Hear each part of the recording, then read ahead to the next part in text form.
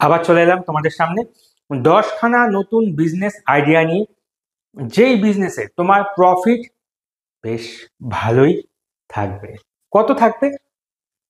30,000-এর ওপরে। 30,000 টাকার ওপরে তুমি প্রফিট করতে পারবে যদি ব্যবসা তুমি ঠিকঠাক করতে পারো। দিন যাবে, প্রফিটের পরিমাণ বাড়বে, ইনভেস্ট বাড়বে। একটা সময় গিয়ে মাসে 1 থেকে 2 লাখ টাকা পর্যন্ত তুমি ইনকাম করতে পারবে যদি ব্যবসাটাকে তুমি ঠিক পথে নিয়ে যেতে পারো। তো প্রফিটের কিন্তু প্রচুর সম্ভাবনা রয়েছে এই ব্যবসাতে। আর যেই 10টা বিজনেস আইডিয়ার কথা আমি বলবো, সেটা কিন্তু গ্রাম বলো শহর বলো, যেখানে ইচ্ছা সেখানে তুমি করতে পারো। একটা দোকান নিয়ে নেবে, টিপটাপ করে সাজিয়ে নিয়ে শুরু করে দাও ব্যবসা। আর আমিও কথা বাড়াবো না, সরাসরি চলে যাই কি কি ব্যবসার কথা বলছি আজকে। 10খানা বিজনেস আইডিয়া আমি দেব। কি কি? প্রথমে আসছে হচ্ছে মেন ক্লথ স্টোর। ছেলেদের ছেলেদের যে জামা কাপড়, ছেলেদের জামা প্যান্ট যেগুলো হয়, সেই জিনিসগুলো নিয়ে তুমি দোকান খুলতে পারো। তোমাকে প্রথমে দেখে নিতে হবে তোমার এরিয়াতে এরকম দোকান কোথায় আছে। দেখে নিলে তো তার পাশে জায়গা না থাকলে একটু আলাদা জায়গায় গিয়ে, যেখানে একটু ভিড়ভাড় বেশি থাকে, বাজার এরিয়া, সেই বাজার এরিয়ায় তুমি একটা দোকান খুলে বসো। তুমি হোলসেল মার্কেট থেকে জিনিস নিয়ে আসো। প্রফিট কিন্তু এক্ষেত্রে প্রচুর থাকে, জামা কাপড়ের ব্যবসাতে প্রফিট প্রচুর থাকে। তাই চিন্তা করো না, ব্যবসাটা শুরু করে দিতে পারো। গ্রাম কিংবা শহর সব জায়গায় কিন্তু চলবে। Next, kitchen accessories shop. রান্না রান্না করতেই হবে, কারণ খাবার খেতেই হবে, খাবার না খেলে বেঁচে থাকা যাবে না। আর রান্না করতে গেলে রান্নার সরঞ্জাম কিন্তু লাগবে। এটা কিন্তু মানে কি বলবো, মোস্ট ভাইটাল একটা পার্ট আমাদের জীবনে। রান্নার সরঞ্জাম কিন্তু লাগবেই। তুমি রান্নার সরঞ্জামেরও কিন্তু দোকান খুলতে পারো। তারপরে কি আছে? Furniture shop. গ্রামীণ এরিয়া কিংবা শহরের যেখানে তুমি বলো না কেন, ফার্নিচার এমন একটা জিনিস যেটা প্রয়োজন হবে। আর এখন দিনের দিন বিভিন্ন ছোট ছোট অফিসের পরিমাণ এত পরিমাণে বেড়ে যাচ্ছে, বিভিন্ন ভালো ভালো দোকান, পুরো ডেকোরেটেড দোকান তৈরি হচ্ছে ইন্টেরিয়র ডিজাইনের সাথে।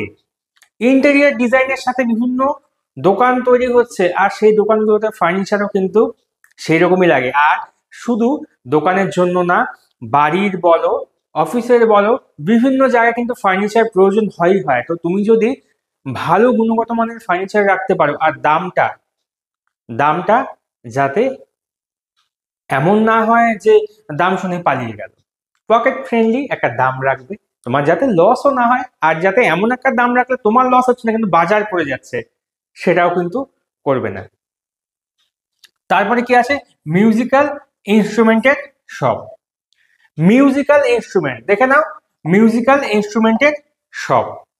যদি মিউজিক্যাল ইনস্ট্রুমেন্টের শপ খোলো, সেটাও কিন্তু খুব ভালোভাবে চলবে। গ্রামীণ এরিয়াতে বিভিন্ন পুজো পার্বণ বলো, কীর্তন লেগে থাকছে, হারমোনিয়ামের প্রয়োজন হচ্ছে, খোলের প্রয়োজন হচ্ছে, খঞ্জনির প্রয়োজন হচ্ছে। তো এগুলো তো কিনতে গেলে শহর থেকে দোকানে গিয়ে কিনতে হচ্ছে। তো তোমার এরিয়া যদি গ্রামে হয়, তো তুমি একটা দোকান খুলে বসো, বিক্রি হবেই হবে।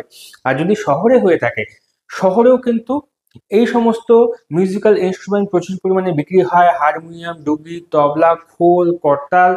আর শহরে গিটারের প্রচলন কিন্তু প্রচুর রয়েছে, ক্যাসিও রয়েছে, অর্গান রয়েছে। তো এই সমস্ত ইনস্ট্রুমেন্ট গুলো নিয়েও কিন্তু তুমি দোকান খুলতে পারো, এটাও কিন্তু বেশ ভালো সম্ভাবনা রয়েছে। নেক্সট কি আছে? নেক্সট হচ্ছে ব্যাগের বিজনেস। ব্যাগ, সেটা স্কুল ব্যাগ হতে পারে, এমনি ব্যাগ হতে পারে, লেডিস পার্স হতে পারে।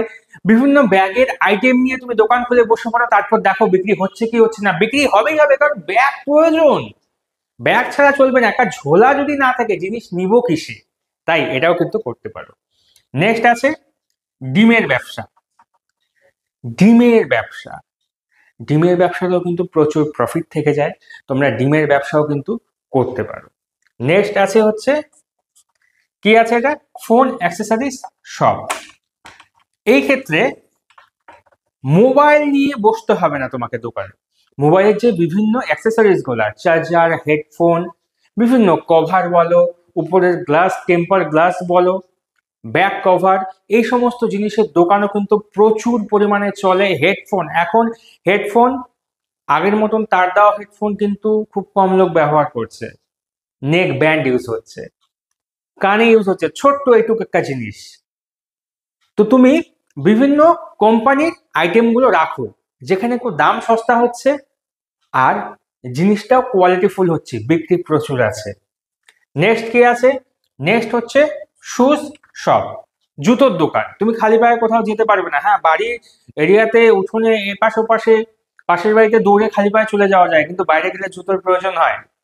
আর সেই জুতোর দোকানটাই কিন্তু তুমি খুলতে পারো। হ্যাঁ, তুমি খুলতে পারো, এখানেও প্রফিট রয়েছে।